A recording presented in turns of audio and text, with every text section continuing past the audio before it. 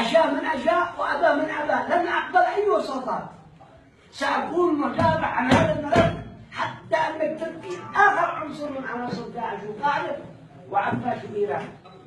سنقطع كل السبل المالية وسنتبالى وجه مش من الكراسي، وجه سنقاهمهم، ومن يسعى من أي مداهمة يدخل في الكتاب والنبي ينصر ابنك منتمي ما تقتلني عند السلطة الأمنية أن تتبكر، لا يشفع البكاء.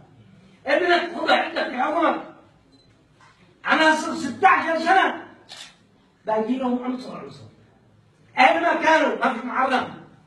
الله حدد أن تقتلع مثل هذه العناصر، وأنا أقول كلام واضح للإعلام: أبناء 16 سنة بالتحديد لا داعي للمكالمة، فهم أخطر منهم لا تقتلها. من لبسوا زي النساء وسيلبسوا زي النساء وسيتمكيوا.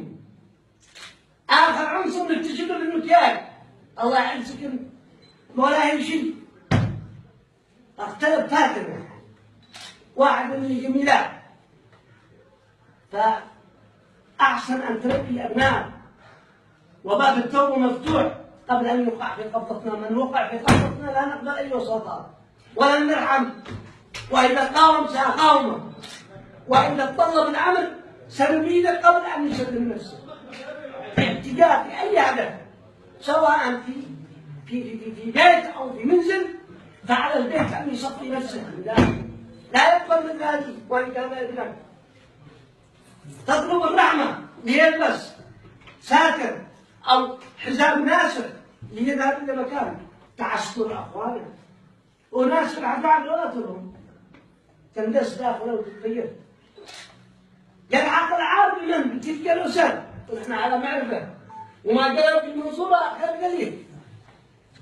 أسر طيبة